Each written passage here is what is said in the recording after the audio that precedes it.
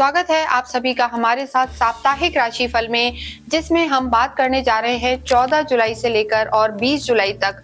ये वीक क्या बताएगा, आइए हम देखते हैं। इस वीक में शनि वक्रीय रहेंगे, बुध वक्रीय रहेंगे और सूर्य भी अपना राशि परिवर्तन करेंगे। सूर्य की जो स्थिति है, सूर्य मिथुन से निकलकर 16 जुलाई को और कर्क में प्रवेश करेंगे, तो किसका ऑरा बढ़ेगा, किसका ऑरा घटेगा, शनि और बुध वक्रीय होके कामों को कैसे अटकाएंगे और गुरु और शुक्र आपको कैसे लाभ दिलाएंगे, आइए हम देखते हैं। इस वीडियो में हम बात करेंगे हमारी जो लास्ट राशि है पाइसेस की, यानी मीन राशि और मीन लगन की। देखिए, ये जो वीडियो बनाते हैं हम साप्ताहिक राशिफल के आधार पर बना रहे हैं, जिसमें चंद्रमा बहुत महत्वपूर्ण है।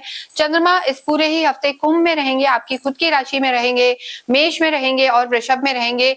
लेकिन चंद्रमा की जो शुरू की स्थिति है, यानी जब ये वीक स्टार्ट होगा 14 जुलाई से 20 जुलाई की हम बात कर रहे हैं, और 14-15 तारीख को चंद्रमा की जो स्थिति है, चंद्रमा आपके 12वें घर में रहेंगे, 12th हाउस में, जो एक त्रिक भाव है। यहाँ कोई भी ग्रह कमजोर हो जाता है, चंद्रमा भी गोचर में आके यहाँ पर वीक हो जाते हैं और अच्छे परिणाम नहीं देते। तो कोई भी इंपॉर्टेंट काम हो लाइफ के किसी भी पार्ट में, तो आपको थोड़ा सा ध्यान रखना है।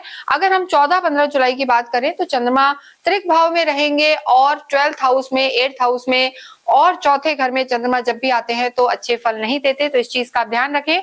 राहु पहले से यहाँ मौजूद हैं, आपकी जो लगन है वहां शनि है, 3rd हाउस में शुक्र है, स्वग्रही शुक्र, और आपके सुख भाव में गुरु और सूर्य हैं, पंचम में बुध हैं, केतु और मंगल आपके 6th हाउस में है। तो मीन राशि और मीन लगन की यहाँ हम बात करेंगे, जिसे आप अपनी जो हम कहेंगे जन्म राशि और चंद्र राशि के आधार पर इस वीडियो से रिलेट कर सकते हैं। नहीं पता आपको कि आपकी राशि कौन सी है, तो कुंडली खोलें, उसमें देखें कि आपके मून जहां भी हो वहां नंबर 12 लिखा है, तो जो आपकी राशि है मीन है। आपके चार्ट में फर्स्ट नंबर पर 12 लिखा है, यानी लगन आपकी मीन है, तो भी ये वीडियो आपके लिए है।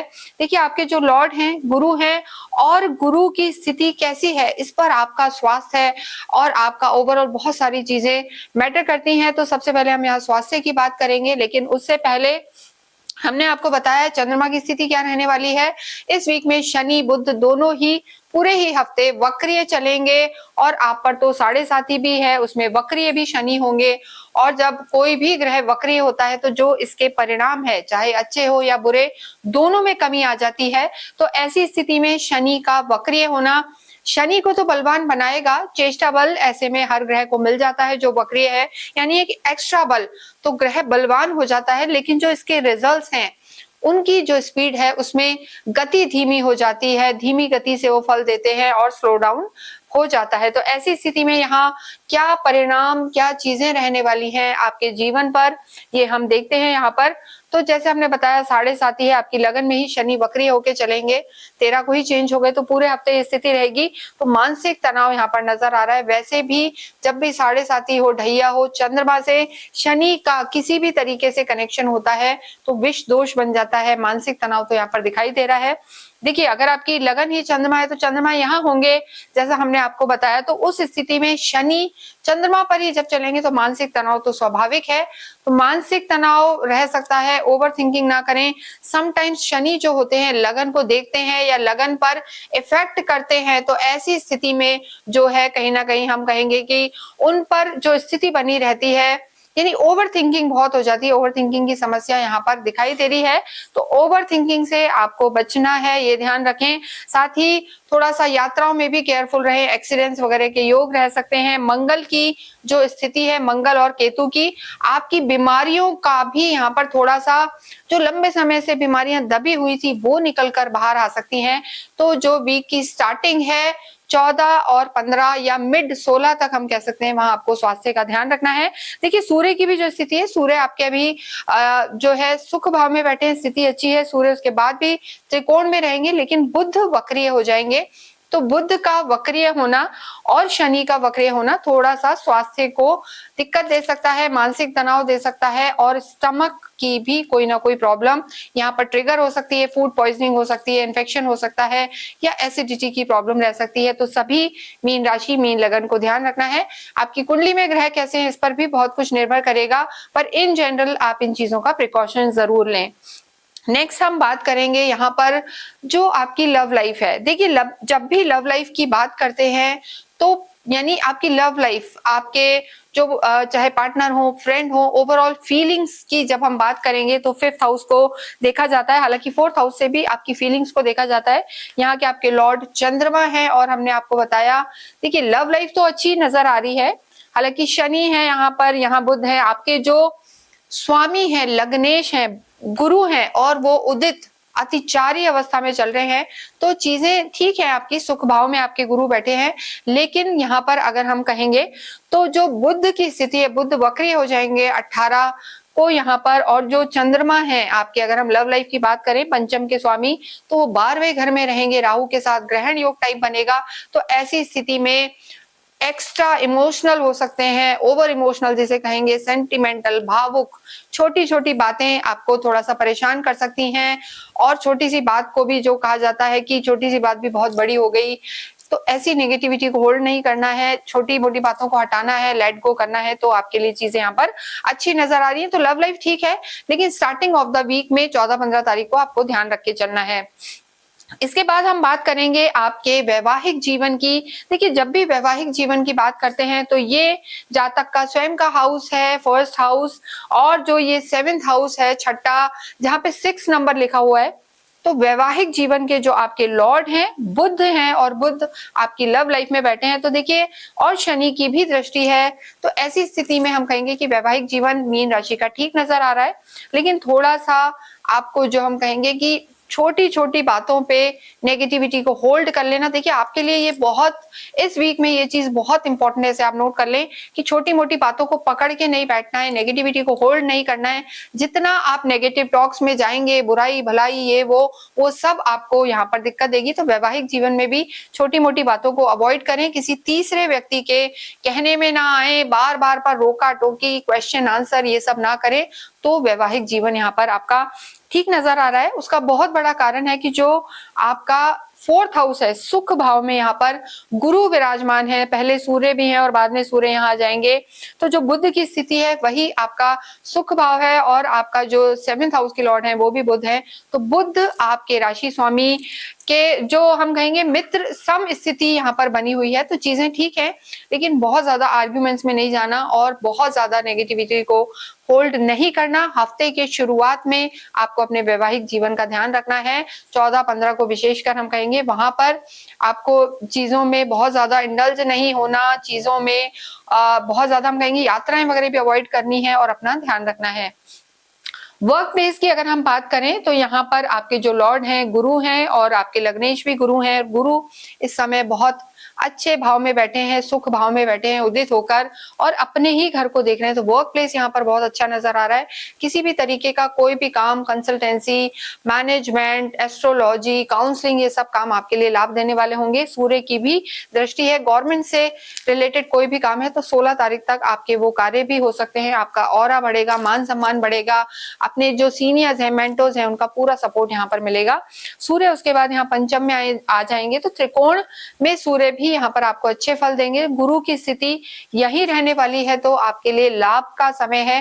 लेकिन देखिए 7.5 ही चल रही है, 2nd फेज है, शनि वक्रीय भी हो जाएंगे, तो कहीं ना कहीं, और जो आपके बिजनेस के भी स्वामी हैं, जो आपकी डे टू डे इनकम के स्वामी है बुध, वो भी वक्रीय हो जाएंगे।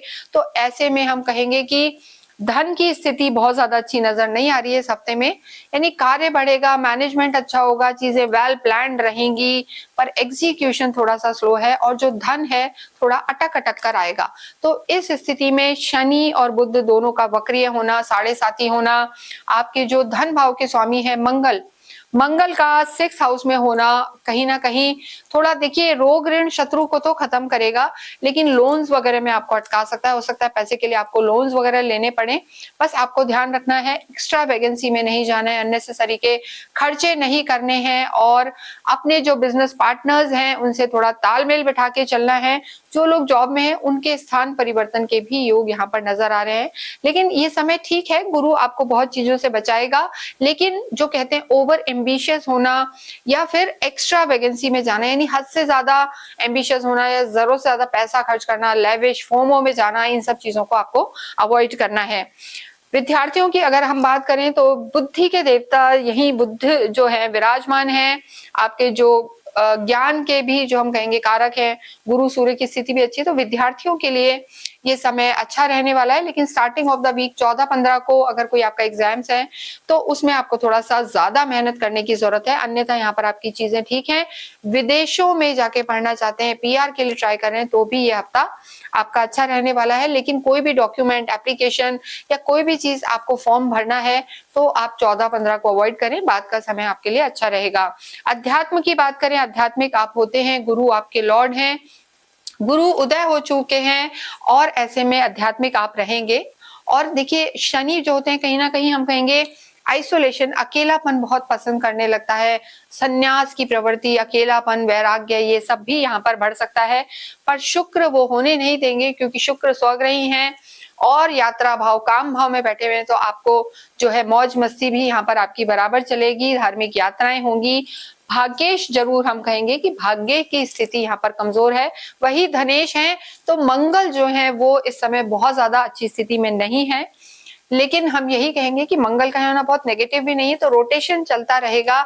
लेकिन जो भाग्येश हैं वो 6 हाउस में चले गए हैं, तो कर्म पर आपको ज्यादा ध्यान देना है। और वक्र शनि आपसे मेहनत भी कराएंगे, कर्म के देवता हैं, तो मेहनत करते रहें तो डेफिनेटली आपको लाभ होगा। हम कहते भी हैं कि पुरुषार्थ से ही हम कहते हैं प्रारब्ध का निर्माण होता है, तो वो अत्यंत आवश्यक है।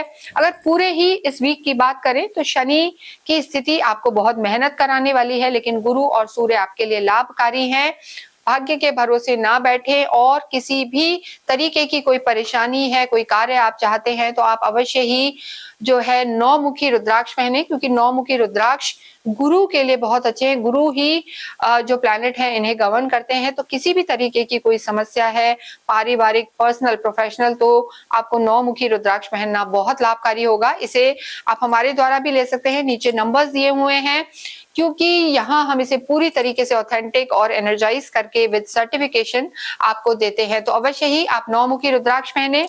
और श्रावण का महीना चालू हो गया है, हो जाएगा उस समय तक, तो रुद्राभिषेक कराना भी आपके लिए काफी लाभकारी रहेगा। रुद्राक्ष पहनना और रुद्राभिषेक कराना शिव के आशीर्वाद आपको दिलाएगा, तो आप अवश्य ही ऐसा करें। और इसके साथ साथ एक और चीज है, अगर आप चाहते हैं रुद्राभिषेक कराना, कहीं आप बाहर रहते हैं, इंडिया से बाहर रहते हैं या यहाँ भी रहते हैं, तो ऑनलाइन रुद्राभिषेक आप हमारे साथ करवा सकते हैं। ऑफलाइन, ऑनलाइन हम आपको पूरी तरीके से ऑथेंटिक रुद्राक्ष भी देंगे और पूजा पाठ भी कराएंगे। किसी भी तरीके की आपकी कोई क्वेरी है तो नीचे नंबर्स दिए हुए हैं, वहां आप संपर्क करके पूछ सकते हैं या डिस्कस कर सकते हैं। आपको अवश्य ही विष्णु सहस्त्र नाम का पाठ करना चाहिए, ये आपके लिए बहुत जरूरी है। ओम नमो भगवते वासुदेवाय, श्री कृष्णम शरणम महा। कृष्ण भक्ति आप करें, इससे आपको लाभ होगा। गुरुवार के दिन अवश्य गाय की सेवा करें, गाय को कुछ ना कुछ जरूर खिलाएं, हरा चारा या गुड़ रोटी आप जरूर खिलाएं, इससे भी आपको लाभ होगा। ब्लैक ब्लू कपड़े अवॉइड करें, किसी भी इंपॉर्टेंट काम से जाएं तो गुड़ खा के जाएं। और इसके साथ साथ आपके जो भाग्येश हैं मंगल, हनुमान जी की आराधना करना आपके भाग्येश को प्रबल बनाएगा, तो हनुमान चालीसा का पाठ करें। इसके अतिरिक्त अगर आपकी कोई क्वेरी है तो आप हमसे संपर्क कर सकते हैं।